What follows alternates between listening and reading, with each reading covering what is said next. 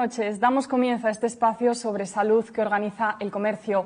Hoy es el último día de esta tercera edición del Mes de la Salud en Asturias y no podíamos clausurar las jornadas sin contar con una de las especialidades clave que se ocupa de la salud de nuestros ojos. Los doctores del Instituto Oftalmológico Fernández Vega están con nosotros para responder en directo a las preguntas que ustedes nos vayan enviando a nuestro Facebook sobre aquello que les preocupe o que quieran saber en relación a sus ojos. La Clínica Fernández Vega cuenta con dos sedes, una en Oviedo y otra en Madrid. Con una trayectoria de más de 130 años y de 5 generaciones, constituye una referencia nacional e internacional por su objetivo de mejora permanente en todas sus áreas, clínica, quirúrgica, investigadora y también la docente. El centro dispone de todas las especialidades oftalmológicas y de los técnicos, de los medios técnicos más avanzados para determinar el diagnóstico y aplicar el tratamiento más adecuado a la patología del paciente. Cabe destacar que cuenta la clínica con dos fundaciones, la Fundación de Investigación Oftalmológica y la Fundación Fernández Vega, que desarrolla una importante labor social. Además, cuentan con el Instituto Universitario, donde se imparte docencia e investigación en colaboración con la Universidad de Oviedo. Pues paso a dar las buenas noches a nuestros invitados. Buenas noches. Buenas noches. ¿Qué tal están? Estupendamente. Comienzo con usted, doctor Álvaro Fernández Vega, subdirector del centro y director de la unidad de retina y vitrio. Sí, señor. Buenas noches. Buenas noches. Está también con nosotros el doctor Luis Fernández Vega. Buenas noches, ¿qué tal? ¿Qué tal? Forma parte del equipo de la unidad de córnea y cristalino. Y nos acompaña también, por último, el doctor Pedro Pablo Rodríguez. Buenas noches, doctor. Hola, buenas noches. Es el responsable de la unidad de glaucoma del instituto. Pues vamos a comenzar, si le parece, doctor, por la miopía. Cuéntenos qué diferencia hay entre un miope y un miope magno. Muy bien. Como tengo aquí un ojo, me sirve un poquito para explicaros, ¿no? Si nosotros abrimos el ojo es como una pelota. Las imágenes entran por la parte de delante y son recogidas atrás del todo en la retina. Ahora imagínate que el ojo crece. Eso es lo que llamamos un ojo miope. La imagen se ha quedado por delante y ya no llega al fondo del ojo. Tenemos que utilizar una gafa que lo que hace es trasladarnos la imagen un poquito más atrás. Las gafas lo que hacen es separar los rayos de luz para que la imagen vaya un poquito más atrás.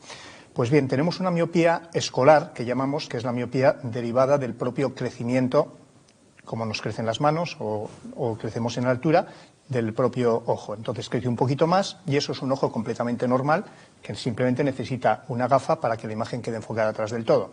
Por otra parte, si el ojo crece demasiado, puede empezar a tener problemas retinianos por estiramiento de la retina, porque aumenta el riesgo también de glaucoma o porque tienen problemas de desprendimiento de retina.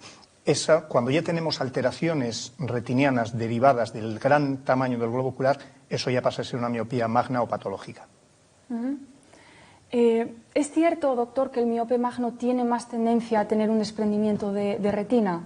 Sí, es verdad. Es decir, las miopías escolares, cualquier miope ya de por sí tiene una tendencia al desprendimiento de retina, pero las miopías moderadas entre 6 y 15 dioptrías aproximadamente tienen un riesgo incrementado de desprendimiento de retina. Por eso es importante hasta cierta medida que conozcan los signos de riesgo.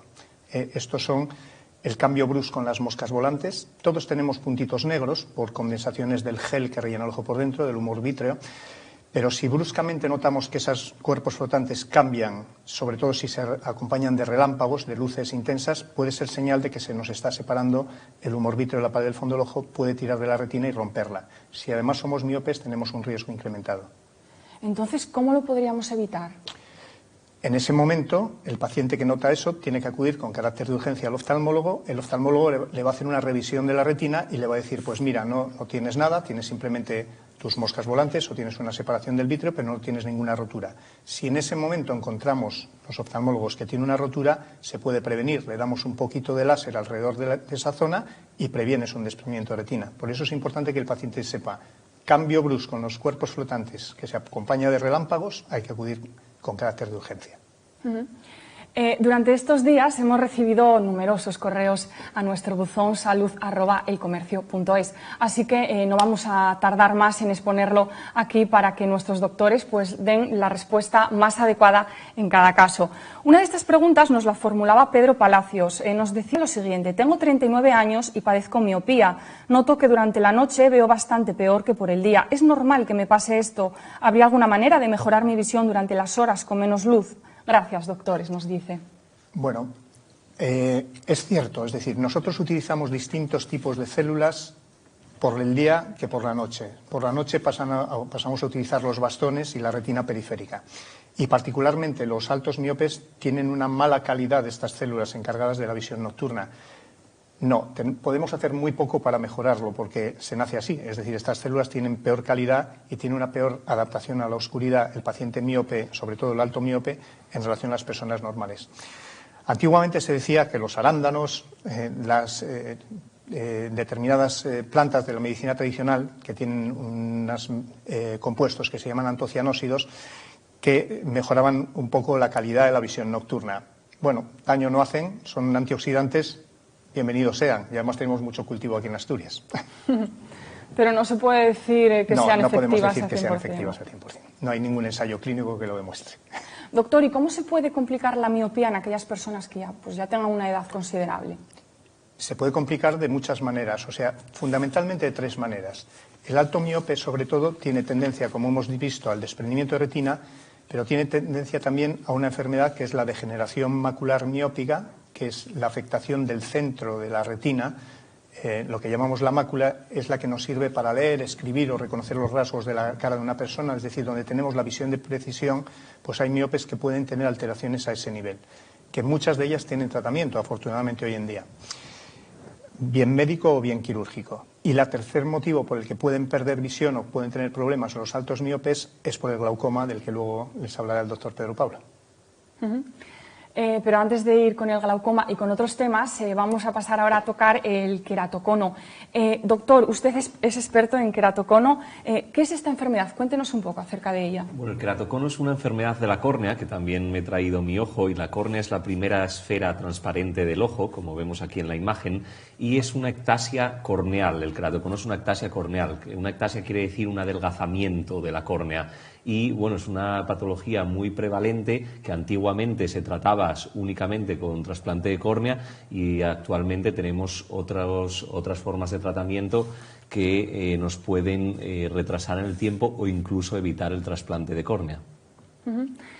Una pregunta que nos llegaba también a nuestro correo era en relación al queratocono. Rodrigo Ortega quiere saber, nos dice textualmente: buenas noches, doctores. Me han diagnosticado la enfermedad del queratocono tras realizarme varios estudios. Me dicen que está aún en una fase muy temprana. ¿Qué puedo hacer para intentar detenerlo o ralentizar su avance? Bueno, primero habría que saber la edad de ese paciente y lo único que tiene que hacer él de momento es no frotarse el ojo. Después tendremos que evaluar si es candidato a segmentos intracorneales o a cross-linking, y eso sería la única manera que podríamos detener esa progresión del queratocono e incluso mejorar su visión. O sea que si hacemos esas pruebas y esos parámetros nos indican que ese queratocono puede estar progresando, no solo es una opción, es obligatorio hacer ese tratamiento. Me gustaría hacer un inciso, doctor. Por cierto, tengo entendido que en mayo realizan ustedes un congreso sobre superficie ocular y córnea. ¿Nos pueden adelantar algún avance, alguna exclusiva aquí en Riguroso Directo? Por supuesto, ¿De qué van a tratar en ese congreso? Organizamos un curso el 10 y el 11 de mayo en el Instituto. Va a ser un curso que viene gente muy importante, tanto nacional como internacional, ponentes del máximo prestigio, y bueno, vamos a hablar, por supuesto, del queratocono, de los nuevos avances en trasplantes lamelares, que quiere decir solo de una parte de la córnea. Vamos a hablar también de prótesis corneales para aquellos pacientes en los que un trasplante convencional no está permitido, bueno, no es una opción porque ya son patologías muy avanzadas. Vamos a hablar también de trasplantes de limbo, vamos a hablar de medicina regenerativa, de investigación translacional, o sea que va a ser un curso muy completo, va a ser muy interactivo, o sea que la gente va a poder preguntar todo lo que quiera, y estamos muy contentos y tenemos muchas ganas de que llegue ese momento. Muy bien. Pues qué gusto, ¿no? Apenas hemos empezado hace 9 minutos y ya tenemos pues unas cuantas preguntas a través de nuestro Facebook en directo, así que estoy deseando ya plantearlas y que nuestros doctores pues les den respuesta. Una de ellas, doctor, nos la formula Violeta Suárez y nos pregunta: ¿hay algún avance sobre la retinosis pigmentaria? Bueno, la retinosis pigmentaria, sobre la que nos preguntan siempre, precisamente es porque de las enfermedades que tienen mal pronóstico hoy en día, porque todavía no tenemos tratamientos verdaderamente efectivos. Hay muchísimas líneas de investigación, es de las enfermedades en las que más se está investigando, y hay líneas de investigación en muy diversas facetas de la retinosis pigmentaria. Por ejemplo, hay líneas de investigación, es una enfermedad genética y estamos haciendo investigación genética sobre la retinosis pigmentaria mediante vectores víricos que modificamos en pacientes que tienen una alteración a nivel de sus células. Lo que hacemos es ese virus, le quitamos su genoma, le metemos lo que a nosotros nos interesa y con ello provocamos una infección, de manera que estamos introduciendo dentro de las células lo que les falta a esas células. No para la retinosis pigmentaria, pero para otra enfermedad genética de la retina ha salido un nuevo fármaco que se llama Luxturna, que utiliza esto, terapia génica, y se han conseguido mejorías muy importantes en una enfermedad genética de la retina que llamamos la maurosis congénita de Leber. No existe todavía para la retinosis pigmentaria, pero hay una línea de investigación en ese sentido. Hay líneas de investigación en neuroprotección, que es proteger las células con fármacos. Eso no mejoraría, pero sí retrasaría la evolución de la enfermedad. Hay líneas de investigación en los chips famosos intrarretinianos o subretinianos o prerretinianos, que sería una cámara que captaría la imagen, la transformaría en un estímulo eléctrico y ese estímulo eléctrico se estimula las células sanas de esa retina y se manda la información al cerebro. Los primeros prototipos tenían unas visiones muy pobres los pacientes con retinosis pigmentaria. Los últimos prototipos están empezando a tener mejor calidad, pero todavía es investigación. Es decir, todavía estamos en una fase de investigación pura y dura. También se está investigando el trasplante, tanto con células madre, con otro tipo de células, el poder trasplantar esas células que tienen dañadas a los pacientes con retinosis pigmentaria. También hay líneas de investigación en ese sentido, pero todavía investigación. A día de hoy todavía no tenemos un tratamiento efectivo. Hay que esperar de momento, ¿no? Hay que esperar. Pues doctor Rodríguez, ahora sí, ya voy con usted. Me gustaría que nos dijese pues qué medidas de descanso, qué pautas nos puede dar para nuestros ojos, para un correcto descanso. Hombre, en eso influye el puesto de trabajo. Es lo que se denomina ergoftalmología. Ahora cada vez usamos más las pantallas de visualización, tanto móviles como tablets, como para el trabajo y para el ocio. Ahí es importante intentar, pues cada hora aproximadamente, descansar 1 minuto, 2 minutos, levantar la vista de la pantalla y parpadear conscientemente. Y luego también el uso de lubricantes oculares para ayudar a reducir la fatiga visual. Y todo lo que sea estar al aire libre y hacer uso de actividades al aire libre nos van a ayudar para tener una mejor salud visual. Unas medidas que son muy importantes, sobre todo en el contexto en el que nos movemos, de estar pegados a la pantalla continuamente, ¿no? Eso, sí. Porque cada vez el uso más habitual y continuo de todos los medios digitales. Y por eso está avanzando la miopía en el mundo, que se considera una epidemia. Hay países asiáticos donde más del 95% de la población universitaria es miope. Y en España es una enfermedad que también está aumentando porque nuestros niños y nuestros jóvenes están cada vez más pendientes de estos dispositivos. Otra de las preguntas que nos llegan a través del vídeo en directo de nuestro Facebook, del Facebook del Comercio, es la que nos hace llegar Sonsoles Puy García. Nos dice: llevo muchos años usando lentillas y cada vez mi ojo las aguanta menos. ¿Llegará un momento en que no pueda ponerlas? Es una buena pregunta y que nos hacen mucho en la consulta. Siempre nos preguntan, ¿cómo es posible que llevo 20 años usando las lentillas y nunca tuve problemas hasta ahora? Pues es como cuando nos diagnostican una diabetes, una hipertensión con el paso del tiempo. Es normal y suele ser debido al abuso de las lentillas, y seguramente si esta persona sigue abusando de las lentillas, pues llegará ese momento que su ojo las rechace por completo. Belén Álvarez, por su parte, nos pregunta: ¿la retinopatía diabética y el glaucoma son enfermedades hereditarias? Bueno, empiezo yo. El glaucoma es una enfermedad principalmente hereditaria, de causa genética. Más del 90% de los glaucomas son de causa genética, que es el glaucoma primario de ángulo abierto. Aunque hay tipos de glaucoma que están relacionados con traumatismos, con inflamaciones, con tratamientos, por ejemplo los corticoides, pero básicamente es una enfermedad multifactorial de muchos factores, y entre ellos el hereditario.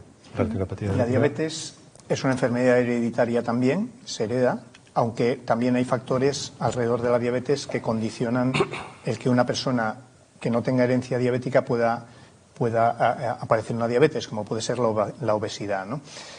la falta de ejercicio, la dieta, es decir, hay una serie de factores que condicionan que pacientes que no tienen una herencia diabética lo puedan tener. El problema de la diabetes, de la retinopatía diabética, es que está muy relacionada con la diabetes. El diabético tiene mal los vasos sanguíneos de todo el organismo, por eso tienen mayor riesgo, por ejemplo, de infartos o de tener problemas vasculares en las piernas o en el riñón, pero donde primero empiezas en los ojos, porque los vasos sanguíneos de la retina son muy pequeñitos, muy finitos, y es donde primero repercute ese nivel de azúcar, ¿no? Entonces es muy importante que el paciente se conciencie de que la mayor parte del tratamiento de la retinopatía diabética no depende del médico, depende del propio diabético.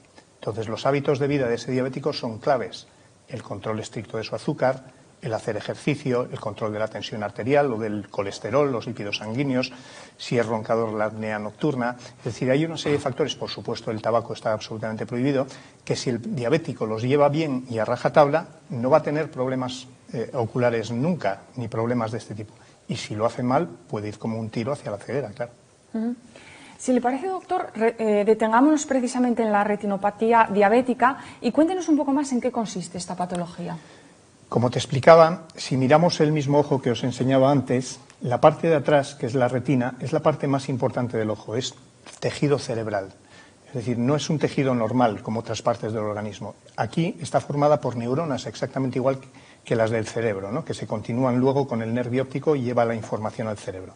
Pues bien, esta retina, si os fijáis, ahí hay pintadas una serie de rayas rojas que son los vasos sanguíneos que riegan la retina. Estos vasos sanguíneos son los primeros que se afectan por la diabetes, sueltan suero, encharcan la retina y el paciente puede perder visión por esto. Y si la enfermedad progresa, empiezan a cerrarse, empiezan a dejar sin riego zonas de la retina cada vez más amplias y el paciente puede llevar a la ceguera si no se comporta como es debido, si no hace sus deberes. Rosa Lado Noval nos pregunta, quería preguntar qué problemas puede traer el tener una neuropatía. Gracias. ¿Una neuropatía? Sí, una neuropatía.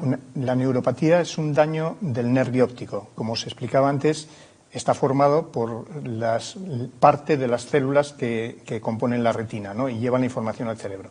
Pues bien, una neuropatía es la afectación de este nervio óptico. Y este nervio óptico se puede afectar por muchísimas causas. Por ejemplo, el glaucoma es una neuropatía.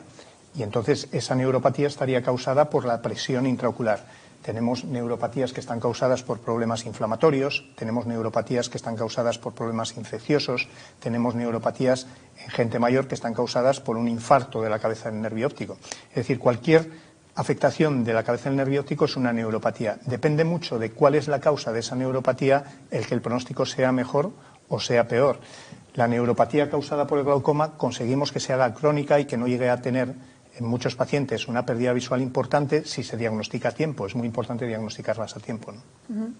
En cuanto al glaucoma, doctor, ¿por qué se considera la enfermedad silenciosa? Porque no da ningún síntoma hasta fases muy tardías. El glaucoma es un conjunto de enfermedades de origen multifactorial que produce un daño crónico e irreversible de las células, como decía Álvaro, de las células ganglionares que van a formar los axones del nervio óptico, produciendo que se vacíe de axones el nervio óptico y no llegue bien la información al cerebro. Entonces, hasta fases muy tardías, dentro de todo lo que es el continuum de la enfermedad, el paciente puede que no se llegue a dar cuenta. Y vemos pacientes todavía que cuando tienen una visión tubular, que es el final del glaucoma, es cuando se dan cuenta. Dicen, yo tropezaba, notaba que por los lados no veía bien, pero lo achacaba que podía tener algún otro problema y al final es un daño irreversible, una neuropatía óptica glaucomatosa. Es decir, el problema del glaucoma es que hay mucha gente por ahí por la calle que tiene glaucoma, está perdiendo el campo de visión lateral y no se da cuenta, porque por el centro sigue viendo bien, pero la visión lateral la van perdiendo poquito a poco y sin tener ningún síntoma. Ni duele, ni escuece, ni pica, ni llora, ni nada. El paciente no se entera y se va quedando ciego. Y cuando nos viene la consulta ya están ya muy tarde. Se considera que más del 50% de los pacientes que tienen glaucoma no lo saben. Entonces, ante esto, si no presenta síntomas, ¿qué nos queda? La revisión, ¿no? La revisión es periódica y sobre todo si hay antecedentes en la familia de glaucoma. Eso es importante, hacer revisiones a partir de los 40 años, cada año, 2 años, del fondo de ojo, ver cómo está el nervio óptico, para valorar y cómo está también en la medida de la presión intraocular, que es el principal factor de riesgo para desarrollar glaucoma. Existen varios tipos, además, ¿no?, de glaucoma. Sí, lo que comentábamos antes, el 90% de los glaucomas son los primarios de ángulo abierto, pero también tenemos glaucomas secundarios. Dentro de este primario de ángulo abierto, un glaucoma muy frecuente en Asturias y en la zona norte de España es el glaucoma pseudofilativo, que es una enfermedad que sí que nos produce un daño del nervio óptico más rápido y más grave que el glaucoma crónico habitual. Diego Gallego quiere saber, tengo una pingécula en el ojo y quisiera saber si me puede afectar a la visión. Por el momento nos dice que es pequeña y no sabe si puede seguir creciendo. Bueno, pues la pingécula es como un acúmulo de grasa que aparece en la conjuntiva y no te preocupes porque no te va a afectar en nada la visión. Puede inflamarse, entonces necesitará tratamiento antiinflamatorio y con lubricantes. Y si ves que te da muchos problemas y que no mejora con esos tratamientos, pues se puede quitar quirúrgicamente, pero no te preocupes que no te va a afectar nada a la visión. Mensaje tranquilizador para Diego. La degeneración macular asociada a la edad se suele detectar, ¿no?, cuando igual ya es demasiado tarde. ¿Cómo se puede prevenir, ¿no? ¿De qué manera? Bueno, prevenir, cuando nosotros hacemos revisiones en los pacientes, es una enfermedad, para empezar, para la gente que no lo sepa, es una enfermedad que afecta solamente al centro de la visión. No da ciegos nunca, porque la visión lateral la conservan siempre, pero afecta al centro de la visión de manera que es limitante en el sentido de que les quita la capacidad de leer o de reconocer los rasgos de la cara de una persona, es decir, se limita al centro de la visión. Y ocurre en personas mayores de 60 años. Es la principal causa de pérdida de la visión central en personas mayores de 60 años. Pues bien, esta enfermedad, revisamos el fondo del ojo y nosotros vemos que tienen cambios. Hay muchos pacientes que tienen alteraciones en el fondo del ojo.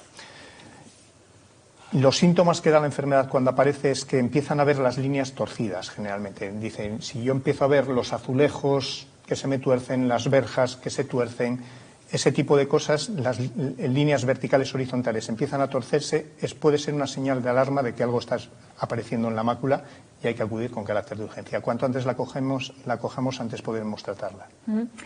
Cuando se coge, doctor, ¿cómo se cura? ¿Cómo se puede curar? Hay dos tipos de degeneración macular asociada a la edad. Una que le llamamos la forma seca, que es un envejecimiento de la retina, vamos perdiendo células en esa zona del centro. Contra eso no podemos hacer nada todavía, no podemos parar el envejecimiento y por lo tanto no podemos frenar. Cuando pasan a una fase que se llama la forma húmeda, que es la más grave de la enfermedad, en la que crean vasos sanguíneos anormales, hasta hace muy poco tiempo no teníamos forma de tratarla y ahora tenemos unas inyecciones que pinchamos dentro del ojo.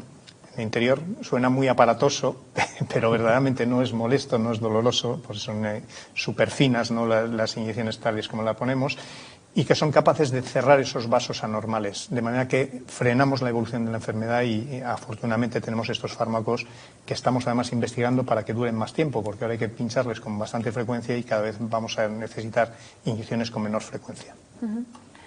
Pues retomamos el tema del glaucoma para que el doctor Rodríguez nos cuente qué avances quirúrgicos hay en la actualidad con respecto al glaucoma. El tratamiento básico del glaucoma es bajar la presión intraocular, que es lo único en lo que podemos actuar.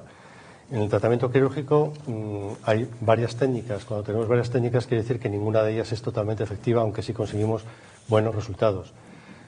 Cada vez estamos utilizando más dispositivos mínimamente invasivos para hacer cirugías que sean poco agresivas para el ojo, para intentar ayudar a bajar esa presión intraocular. Y de esa manera, haciendo esas técnicas poco invasivas, preservar otras zonas del ojo para actuar en un futuro si fuera necesario. ¿Ha notado en Asturias una mayor predisposición genética a padecer sí, como decíamos glaucoma? antes, el glaucoma pseudofilativo, porque en esta zona tenemos más frecuencia, más prevalencia de síndrome pseudofilativo, que produce un tipo de glaucoma que es más agresivo en toda la zona norte de España. Sí.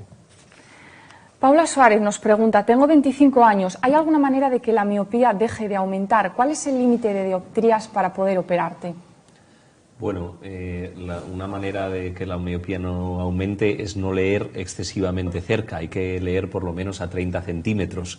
Pero la miopía es un proceso degenerativo, como dijo Álvaro antes, y puede seguir aumentando a lo largo de la vida. Pero se considera que a partir de los 23, 24 años, salvo que esté opositando esta persona o haciendo un trabajo muy cerca, a poca distancia del ojo, se puede considerar que está más o menos estable.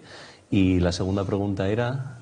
No, creo que era esa, ¿no? La cuestión es si el ojo La miopía, como os explicaba al principio, es que el ojo crece más de lo normal, ¿no? Entonces, hay una parte que se va a detener, como os dice Luis, que es la miopía derivada del crecimiento, que suele ceder sobre los 25 años, en las miopías moderadas. La alta miopía puede crecer a lo largo de toda la vida, porque la propia presión de los líquidos dentro del ojo hacen que el ojo tienda a crecer con el paso de los años, de manera que puede aumentar a lo largo de toda la vida. Creo que preguntaba también que cuál es el límite de dioptrías para operarse. Hay distintas técnicas y estamos operando miopías hasta 20 dioptrías. Lo que pasa que, bueno, hay que evaluar qué técnica es la mejor, si es mejor una técnica corneal, si es mejor una lente intraocular o incluso para miopías muy altas la combinación de las dos. Y en el caso de los niños, doctor, ¿hay alguna manera para evitar que sea miope en un futuro? Hay muchos estudios que están estudiando si parar la miopía con gotas, con diversas terapias visuales. De momento no hay nada claro al respecto, incluso con lentillas no hay nada claro al respecto, pero bueno, yo creo que la misma recomendación, que intenten no estar todo el día con los aparatos electrónicos, con los móviles, con las pantallas y sobre todo no muy cerca del ojo. Efectivamente, sabemos que hay poblaciones que no tenían miopía. Por ejemplo, esquimales no tenían miopía hasta que no se escolarizaron. Cuando llegó la escolarización a ellos, el trabajo en corto, empezaron a ver miopes. Es decir, sabemos positivamente que es uno de los factores, aparte de la genética, por supuesto, pero es uno de los factores, el trabajo en corto, que aumentan la predisposición miópica.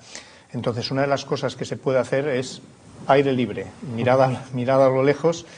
Es una tendencia habitual, ¿no? El acercarnos a... Claro, sí, cuando tú lees en corto, aumentas el enfoque sobre la zona y puedes hacer que el ojo crezca en tamaño.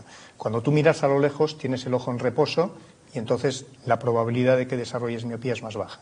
Entonces, los niños se dice que deben de abrírseles a espacios, tener una serie de horas de recreo en la que que puedan mirar a lo lejos, ¿no? O sea que cuando nuestros padres de pequeños nos decían que no viésemos la tele desde Tan muy cerca, cerca, tenían toda la razón, ¿verdad? Razón. Doctor, no sé si puede tener alguna relación el dolor de cabeza, por ejemplo, con los ojos. ¿Puede tener alguna relación? Sí, hay ocasiones en que tiene relación. Una de ellas es si tenemos un ataque agudo de glaucoma, que a veces en urgencia se puede equivocar, confundir con una migraña fuerte. Pero lo más habitual es en personas que tienen un defecto leve de graduación, sobre todo personas hipermétropes, en el que hacen un esfuerzo mayor por enfocar de cerca y eso provocar lo que se llama astenopia acomodativa, que es dolor de cabeza, cansancio ocular, sensación de picazón, de quemazón en los ojos. Para diagnosticar eso habría que hacer una graduación con gotas. Cuando vas al oftalmólogo y te dilatan la pupila, aparte para ver la retina, cuando somos jóvenes muchas veces para saber eso que estaba explicando Pedro Pablo. Para paralizar la acomodación y ver realmente la graduación real que tiene el paciente sin ese factor de acomodación, de compensación de la graduación. Bueno, pues parece que comienza a llegar el buen tiempo, aunque en Asturias nunca nos podemos confiar y bueno, dicen que este año vamos a tener un verano más largo. A ver si es verdad. Y una duda muy frecuente de muchas personas es ¿qué gafas de sol pueden ser las más adecuadas para los ojos, ¿no? A veces igual nos venden lo malo por bueno, igual nos hacen ahí la 13-14. Claro, en principio, si se compran en los establecimientos adecuados, en ópticas, también en muchos establecimientos deportivos ahora tienen gafas deportivas que son de calidad, siempre que tengan el marcado CE, y luego siempre se aconseja, dentro de los diferentes niveles de protección, usar al menos un grado 2-3, mejor grado 3 para proteger, para que bloqueen de forma adecuada la luz ultravioleta. Belén Álvarez quiere saber si cuando se ven muchas manchas puede afectar a la visión a largo plazo. No, es muy raro que esos cuerpos flotantes que tenemos dentro del ojo todos, que son condensaciones pequeñas de colágeno en el vítreo, que lleguen a afectar a la visión en ningún momento. Puede ser que haya pacientes, sobre todo miopes, que cuando han tenido una separación del humor vítreo, esas condensaciones sean más densas y en algunos momentos les estorban mucho en la visión.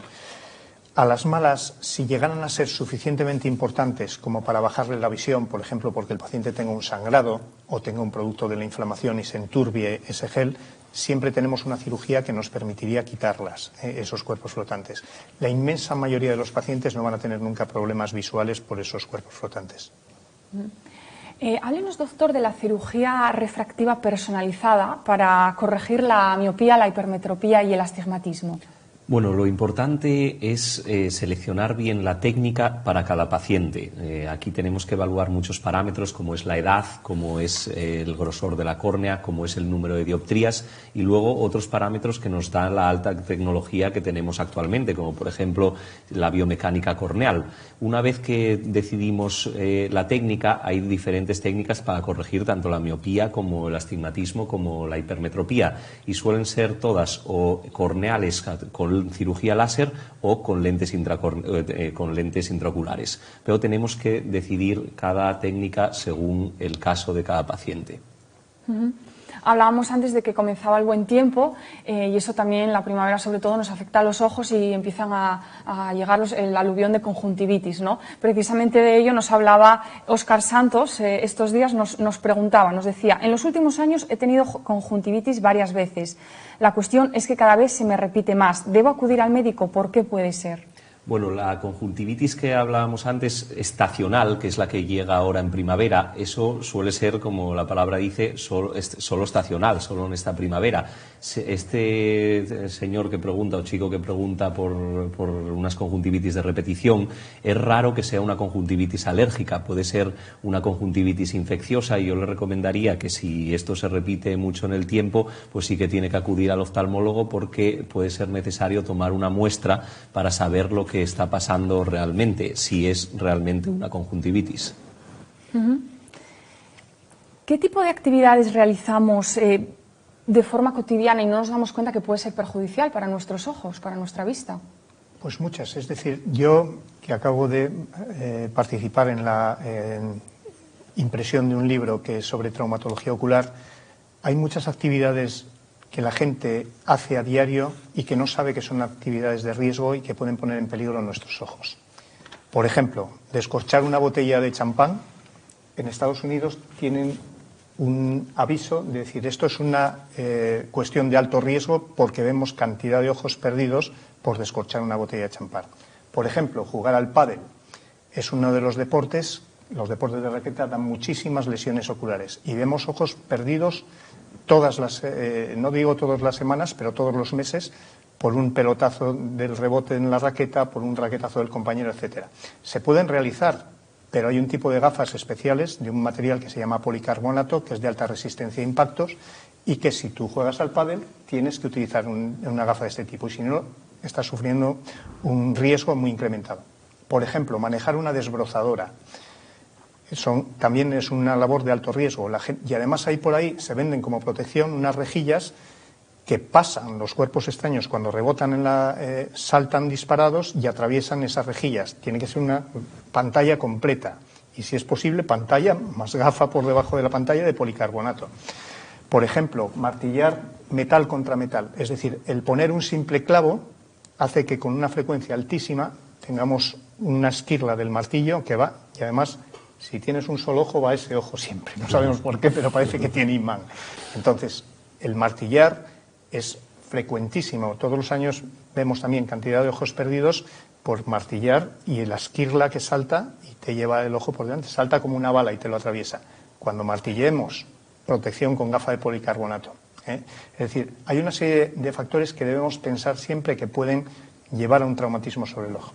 Y no te quiero decir el que maneja lejía, cosas de este tipo, también debe protegerse siempre porque las causticaciones corneales pues son un problema serio, ¿no? Hay muchas actividades, muchísimas actividades que desconocemos y que verdaderamente son importantes protegernos contra ellas.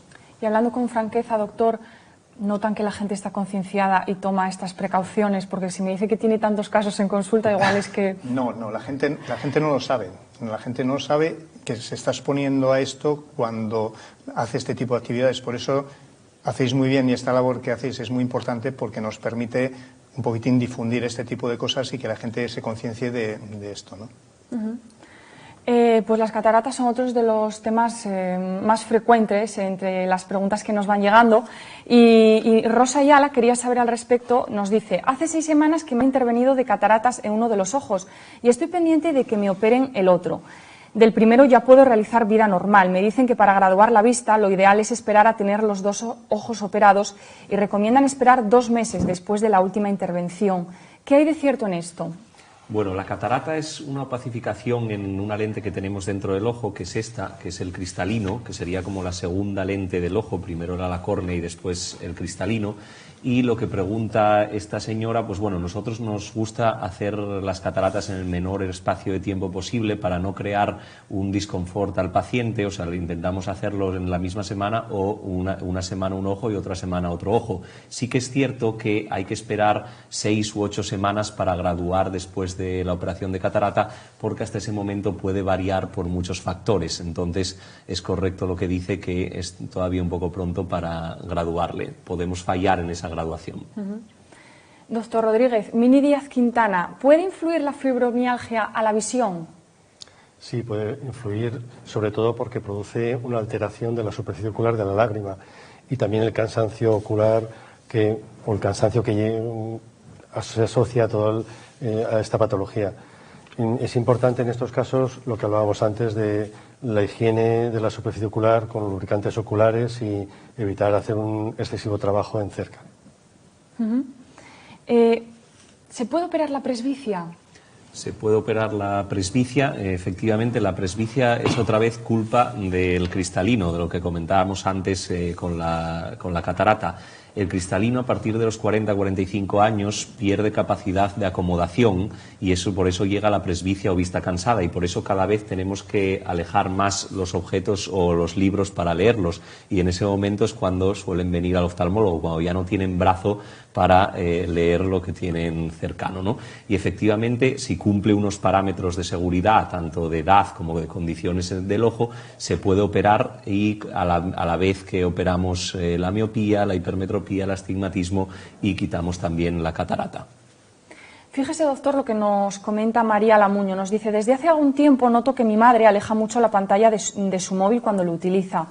Aunque ella lo niega, sospecho que empieza a perder visión. Tengo 48 años, aún es joven. ¿Puede ser un problema de la edad?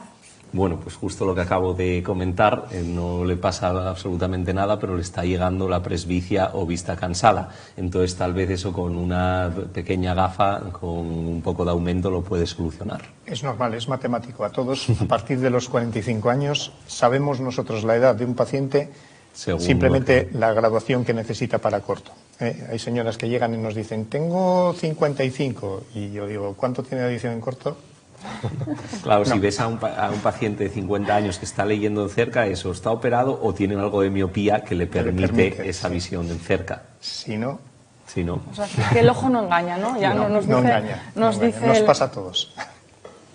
Es curioso también lo que nos comenta esta mujer, porque nos dice que su madre lo niega. Es común que la gente de alguna manera, igual por no aferrarse a su juventud, ¿no? No te gusta. Por no asociarlo a... Sí. A ir cumpliendo años, ¿no? Exacto. Dice Oscar Wilde que todo el mundo quiere llegar a viejo, pero nadie quiere envejecer. Pero bueno, además, porque es una lata andar tener que disponer de una gafa de cerca para mirar cualquier cosa, que mismamente la comida del plato. Ver las espinas del pescado, ver la comida del plato, y la verdad que es una lata, sí. ¿En qué caso sería necesario realizar un trasplante de córnea? Bueno, siempre que un trasplante de córnea hay que realizarlo cuando la córnea está dañada, ¿no? Puede estar dañada por muchísimas patologías, por una infección corneal, por una distrofia corneal, por el propio queratocono que hablamos antes, por un traumatismo, como decía antes Álvaro. Y normalmente vamos al trasplante de córnea como última opción. Antes intentamos otras opciones, pero si no hay otra opción hay que recurrir al trasplante de córnea. Hoy en día estamos haciendo trasplantes de córnea solo de una parte de la córnea. Eso mejora muchísimo los resultados, tanto en calidad y en recuperación visual, como en índices de rechazo, como también en pronóstico a largo plazo. Doctor, antes hablábamos de lo importante que resulta diferenciar unas gafas de sol de calidad de las que no lo son. Pero ¿qué pasaría si no tomamos su consejo, descuidamos un poco eso y a la larga, cómo nos puede afectar a la vista? Si tenemos unas gafas de sol de mala calidad, van a ser oscuras y no va a tener un filtro para esa luz dañina para la retina y para el ojo. Y lo que nos va a hacer es aumenta la pupila y además entra más luz dañina para el ojo. Eso por un lado. Y por otro lado, si no usamos gafas de sol, lo que nos va a hacer es acelerar el envejecimiento del cristalino, va a ser más rápido y también puede afectar para que aparezca primero una degeneración macular. José Blanco nos remite esta consulta. Llevo más de un año con la graduación de mi miopía estable. ¿Eso significa que ya no va a subir y se ha estancado o podría seguir aumentando con el tiempo? Primero depende de la edad del paciente. O sea, si es un paciente que tiene 16 años y todavía le queda mucho para crecer y con él va a crecer el globo ocular. Depende también de la graduación. Si la graduación es una graduación, pongamos, por debajo de las 6 dioptrías, es probable que se mantenga estable siempre. Si son miopías altas, a veces puede crecer, como te decía antes, a lo largo de toda la vida. María José González nos dice, tengo miedo a operarme de catarata porque solo veo por un ojo. Bueno, nosotros en el instituto estamos muy acostumbrados, desgraciadamente es nuestro día a día, a hacer cirugías de ojos únicos. Entonces, lo que no hay que hacer es dejar que esa catarata avance más de la cuenta, porque nos puede complicar esa cirugía y más siendo un ojo único, ¿no? Entonces, no tiene que tener miedo siempre que la cirugía esté indicada en este momento. También nos preguntaba Juan Luis Hernández que si se puede corregir, cambiando completamente de tema, un estrabismo con ejercicios visuales o siempre es necesaria la cirugía. Ahí depende un poco de qué tipo de estrabismo se tenga. Los ojos funcionan, se mueven con unos músculos como si fueran las riendas de un caballo, de manera que debemos, para tener una sola imagen, de lejos están paralelos y en cerca están convergiendo, están mirando hacia adentro. Hay patologías, hay estrabismos que son puramente acomodativos dependiendo de la graduación, que poniendo una gafa se mejora ese estrabismo, y hay otro tipo de estrabismos en los que la desviación no se puede compensar de ninguna manera y estéticamente se puede reconducir para que los ojos estén paralelos.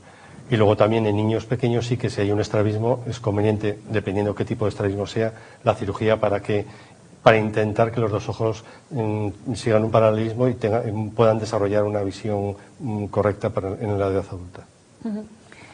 Continuando con la salud visual en las edades más tempranas, Candela Canella nos dice, noto que mi hijo abre poco los ojos, como si tuviera sueño constantemente. ¿Podría ser por algún problema en la vista? Hay niños que guiñan los ojos para intentar mejorar la calidad visual. Si al niño le encontramos cualquier cosa, habría que saber también qué edad tiene el niño, ¿no? Pero si cualquier cosa conviene que lo consulte con el oftalmólogo, porque muchas veces intentan mejorar la visión entrecerrando los ojos y puede ser señal de que está empezando, por ejemplo, con una miopía. Otras veces no, a veces son tics o manías del crío, entonces eso hay que verlo, claro. Y a veces influyen también, pueden ser en relación con alergias, conjuntivitis de tipo alérgico, por lo que les hacen cerrar los ojos para disminuir las molestias. Puede deberse a diferentes causas, ¿verdad? Pues el tiempo ya se nos va agotando, pero antes me gustaría lanzar la última pregunta de una espectadora, de Mónica Rodil, que nos dice, tengo los ojos secos desde hace 8 años y con el calor lo paso fatal. Solo me calma ponerme una mascarilla helada o cerrarlos por completo.